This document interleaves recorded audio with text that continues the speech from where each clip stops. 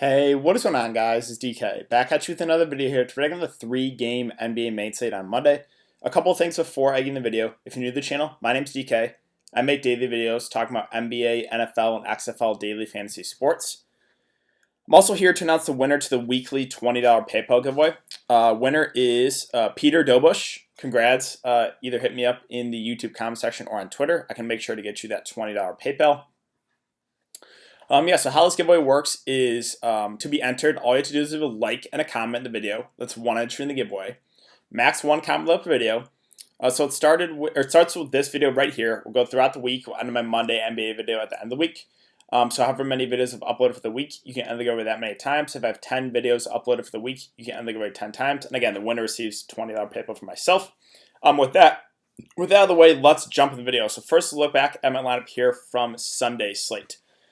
So, Sunday slate, this is my final lineup. Bledsoe, Booker, Middleton, Ilyasova, Aaron Baines, DeMar DeRozan, Christian Wood, and Serge Ibaka. So, once, we knew that Giannis is out, basically, Bledsoe, Middleton, they were, you play them, move on, right? You don't get cute there. I really liked running it back with Booker, and he was very low owned. So, if you guys took that advice and played him, he was only 18% in this tournament, had 59, almost 60 fantasy points. That was huge. Ilyasova was the one letdown, and that's where I'm kind of kicking myself because, I knew once he got announced starting, he was going to be really popular. And there was a pivot that I really liked. I talked about in video, DJ Augustine. Even with Markelle Fultz playing, I knew DJ Augustine was still going to get about 25 or so minutes. It was a really up-tempo game. I should have made the pivot, but I didn't. I think I made a mistake there. I don't think Ersan was a bad play, right? We've seen Ersan Ilyasova have enormous games when Giannis has been out, right? He's put up 40, even 50 fantasy points when Giannis has been out. So I think I was just a little bit scared of fading him and him going off. He didn't get as many minutes as people thought, right? Only 15. There's been times he's gotten 25, 30 when Giannis has been out. So, and then Aaron Baines, I talked about liking him, pairing him with Booker. Again, those are my two top guys there in Phoenix. Baines had 37.25 at only 26% owned. That was also pretty key. DeMar DeRozan, talked about liking him with no Aldridge, no Jakob Poeltl still. He had 40. Christian Wood was solid, 38. And then Serge Ibaka there at 21 right now, still 3 minutes left in the second quarter. So right now I'm currently out of the money, but I'm very close. And I have Ibaka, right? No one has anyone else remaining. So I think I should be able to cash here pretty easily. That basically wraps up for the look back there on Sunday slate. So let's talk about this surprisingly short 3-game slate from Monday. Normally Monday slates are the ones that are Monday, Wednesday, Friday are usually the bigger slates, but surprisingly this is the one that's going to be a small one, only 3 games. Pretty ugly slate too. I'm not super excited about this, but we have 2 of the 3 Vegas lines out right now. The Hornets and the Hawks at 225 over under. The Hawks are 4.5-point favorites, and the Raptors and the Jazz at also 225 over under. The Jazz are 4-point favorites. So we'll start with center as always. Jokic at the top at 9.5. I think stands out as a good sped up because there's really not a whole lot of good sped ups to get to on the slate. It's going to be an up-tempo game. We know Milwaukee plays at a fast pace. No Giannis, so you could argue, I guess, there'd be a little bit of blowout risk, but I think this game should stay close. The matchup against either Brook Lopez or Robin Lopez, whoever they try to throw on him, he should be able to have his way there. So I like him if you get to him. I think he's a pretty solid spend-up. Again, just because there's really not a whole lot of spend-ups on the slate. Gobert at 7.9. I'm just not getting to him. I think he's okay, but not going to be the way that I go on the slate. Now, Ibaka at 5.9, I do like. The game tonight, they actually brought Marc Gasol back, but they've limited his minutes. I'm curious, I think there's a chance they could rest Marc Gasol in this one. So we'll see. If that's the case, I think Ibaka probably gets at least 30 minutes in this one. So, yeah, if Marc Gasol's out, I would like Ibaka a good amount there at 5.9. I still think he's a pretty solid play there because I think they're going to ease Marc Gasol back into it. So I like Ibaka either way. He would get a bigger boost, though, if Marc Gasol's out. Peach of Washington at 5.6K. It's a good matchup here against Atlanta, but the price is coming up. I think he's just an okay mid-tier, mid-range play. Brook Lopez at 5.1 is fine, right? He's going to have to do a little bit more offensively, but it's not really the best matchup. I think he's okay. I obviously prefer Bledsoe. Obviously prefer Middleton. Obviously would prefer some of those cheaper Milwaukee guys. I'll bring up what I'll do is I'll bring up the Milwaukee rotation for tonight there in the game against Phoenix. So Ilyasova started, only played 15 minutes. Middleton played 35. He was great. Lopez played 27. We're probably going to get 25 to 30 from him. Bledsoe played 35. He was really solid. Matthews only played 18. And then Marvin Williams off the bench played 26. Robin Lopez, 7. George Hill, 16. Korver, 14. Connaughton, 18. DiVincenzo, 19. Or 29, I should say. So they kind of limited the minutes for a lot of guys besides, extended DiVincenzo a bit and Marvin Williams. So yeah, again, I think we get about 25 to 30 minutes from Brook Lopez. He's an okay mid-tier play, not super excited about it. Cody Zeller, kind of the same thing at 4.9. Probably get about 25 or so minutes. It's a good matchup. It just seems okay. Marcus Gasol, 4.7. Again, I think there's a chance they could rest him. We'll see. They're limiting his minutes tonight, so even if he plays, I don't think I'd get to him at that price. Paul Millsap's been a very frustrating fantasy player this series. Very, very up and down, surprisingly. Normally, he's been a guy that's been really consistent throughout his career for just DFS purposes, but he's been very, very up and down, 4.6. Not super excited about that. Ilyasova, he was a letdown. He was really chalky tonight. If he starts again, I would have, I guess, very, very small interest in him just because of the fact that he's going to be basically unowned. And we have seen big games from Ersan in the past when Giannis has been out, right? But yeah, don't think I would get to that for like a cash game setting. Now, Dwayne Dedmon's a guy I do like at 4.1. Not going to play huge minutes, probably around 20. He shot about 1 of 11 the last game against Memphis, still 20 fancy points. So yeah, good match for against Charlotte, I should say. I think he's a pretty solid salary saver. So, yeah, I do have some interest there. I have some interest in Hernan Gomez. He's going to back up Cody Zeller. Probably get close to 20 minutes. He's a pretty productive guy when he gets the time. Again, good matchup. I think he's a pretty solid value play as well. Biyombo's out of the rotation. Can't go there. Mason Plumlee at 3.6. We probably get about 15 minutes from him. He's one of those guys that is productive when he gets time. So, sure, he's another one of those guys you can consider for some salary relief. Boucher would only even look to him if Marc Gasol's out. If Marc Gasol plays, I don't think he'll be in the rotation. And I think that really does it for center. So let's move on to power forward. John Collins at the top at 9K is currently listed as probable. Just the way that this 3-game slate works, I think John Collins is a pretty solid spend up. Again, there's just not a whole lot of good spend ups on the slate, or just not a whole lot of options, to be honest. And, we're probably going to get 35 or so minutes from him. We do want to target bigs against Charlotte. So I do have some interest in John Collins here at this price. Siakam at 8.7 against the Jazz. I don't think I get to him. I don't think I get to OG either. Bojan Bogdanovic, just too scoring dependent for me. Right, he's just so up and down. 48, 33, 12, 41. I get it, right? He's been hot recently, so if you want to continue to ride that hot streak, that's fine. But just know his floor is low, right? Like we saw against Boston, we only put up 12 fantasy points. He's like a perfect GBP play, right? Has a low floor but a very high ceiling. If you're willing to take that risk, then yes, he is in play for GBPs.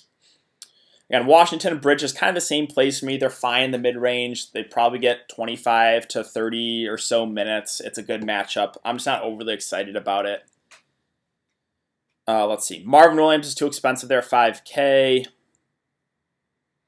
I mean, Jeremy Grant at 4.3. Going to back up Paul Millsap. Fine value, right? It's just the slate is ugly. Nothing. I would just recommend taking it easy on this 3-game slate. You want to, play more on the bigger slates, but on the small slates, especially like this one, it's kind of ugly. I would recommend taking it easy. Michael Porter Jr., they seem confident not giving this guy minutes. I think that really does it for power forward. Let's talk about small forward.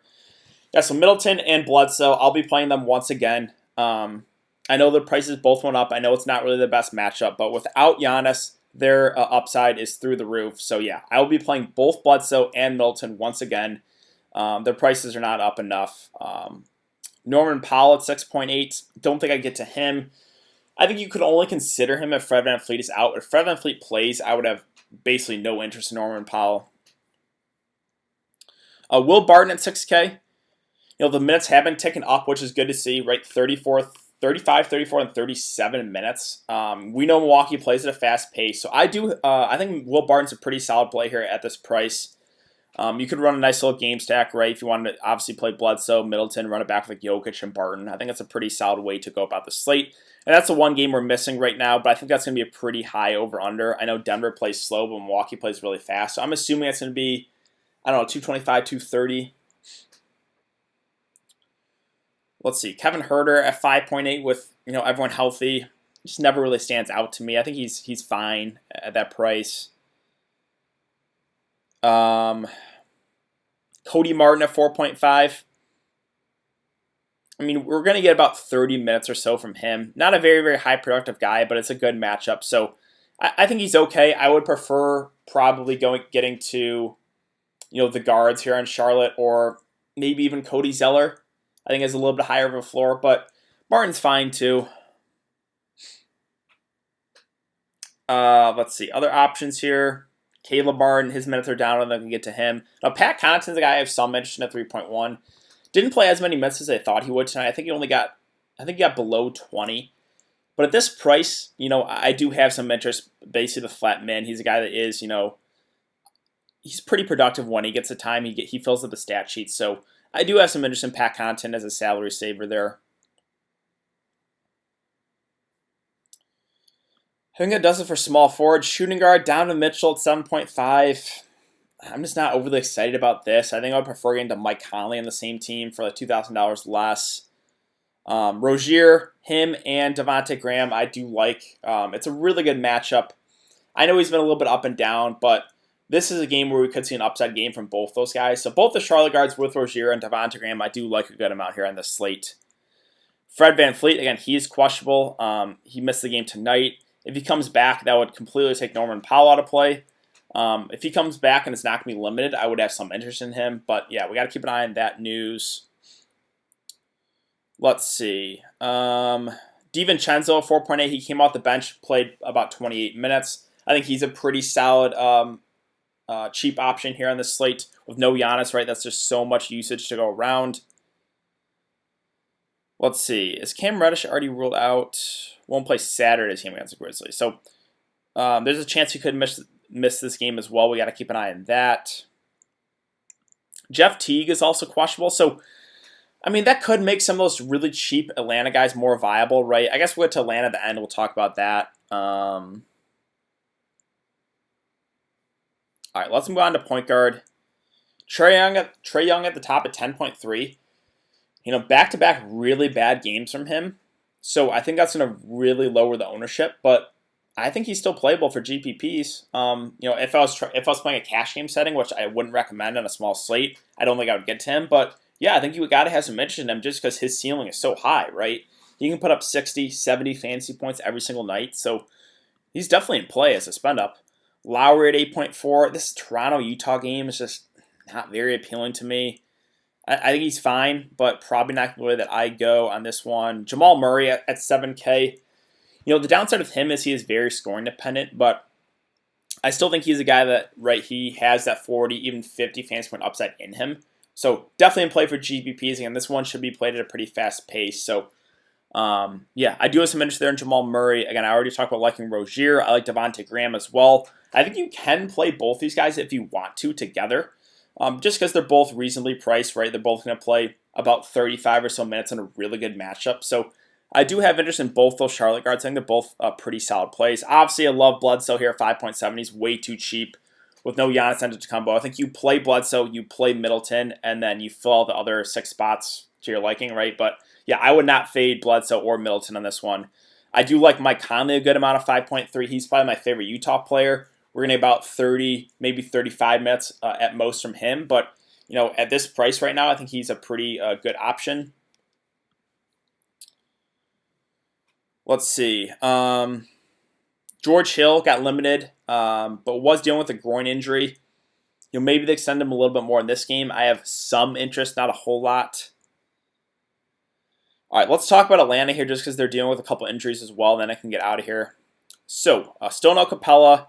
No Reddish is, I guess, status up in the air. Kevin Huerter, I believe, is probable, right? Yep. DeAndre Hunter is questionable. And then Jeff Teague is questionable. I believe Bembry is questionable as well. So we actually could get some value here, right, if all those guys are out, right? So say Again, Herter's probable. I assume he's going to go. Collins probable. I assume they're going to go. But say like Hunter's out, say Reddish is out, say Jeff Teague is out. Guys like Brandon Goodwin or like, I mean, you can consider like even Vince Carter, Travion Graham, right? They would become more viable on the slate. But yeah, I think that's really going to do it for this one. And guys, this is a really ugly slate. I would recommend taking it easy on this one or just avoiding it altogether. I don't think I'm going to live stream for this one just because, again, it's only 3 games and it's a really ugly one. Maybe if enough people want me to, I can hop on for like 20 or 30 minutes, but just a slate that I would recommend taking it very, very small or just avoiding it altogether. But yeah, I think that's going to do it for the video, guys. If you have been enjoying the content, would really appreciate it if you'd like this video and subscribe if you haven't. Also, hit that notification bell. Hitting the notification bell does really help me out to get more views on these YouTube videos. If you guys enjoy the free content, that does really, really help me out. But yeah, thanks again for everyone to come check the video. I really do appreciate it, and I will see you guys all later.